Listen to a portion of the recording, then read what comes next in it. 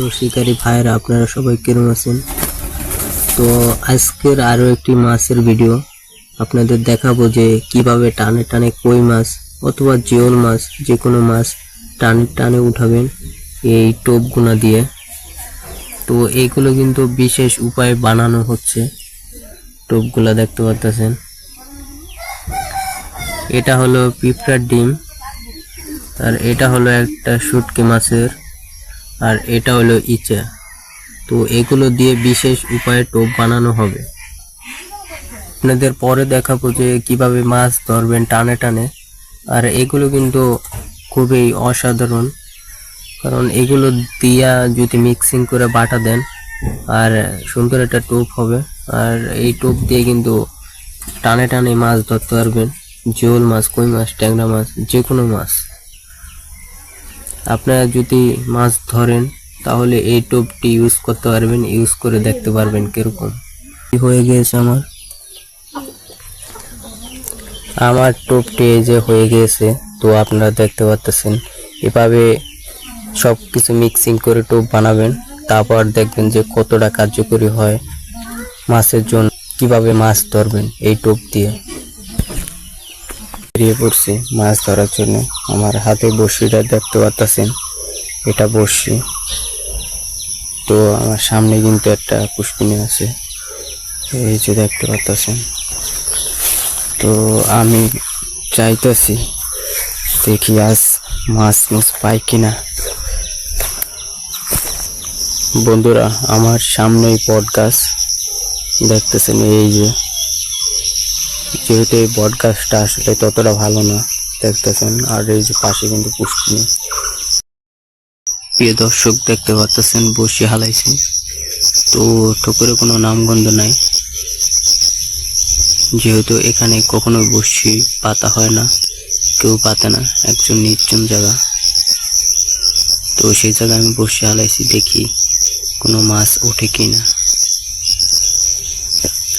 আপনাদের সুন্দরভাবে পুষ্পিনীটা দেখাই কিরকম। এই যে দেখতেছেন পুষ্পিনীর ভিউটা, আর সাইডে কিন্তু এই যে বট গাছ, আর এখানে বসে পাচ্ছে এই যে।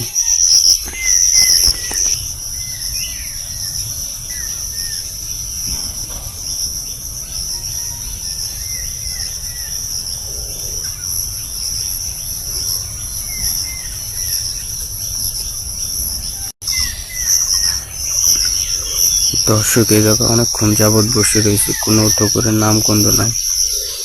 দেখতেছেন কোনো ঠোকরে দিতে আসছে না। তো যদি এখানে কোনো ঠোকরের আশপাশ কিছুই নাই, তো বলতে পারতেছি না মাছ আজ ধরতে পারবো কিনা। প্রিয় দর্শক, দেখতে পাচ্ছেন আরেকটি জায়গায় আছি, তবুও সেই জায়গায় মাছ পাইনি। এখানে দেখি কি হয়। এই যে জায়গাটা দেখতেছেন, এই যে কিরকম। দর্শক দেখতেছেন, তো ভালো এখন।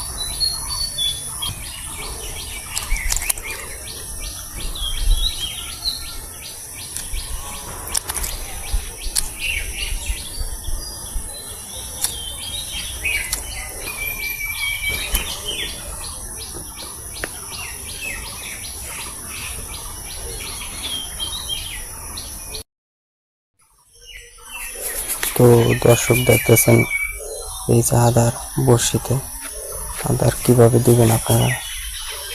দেখতেছেন।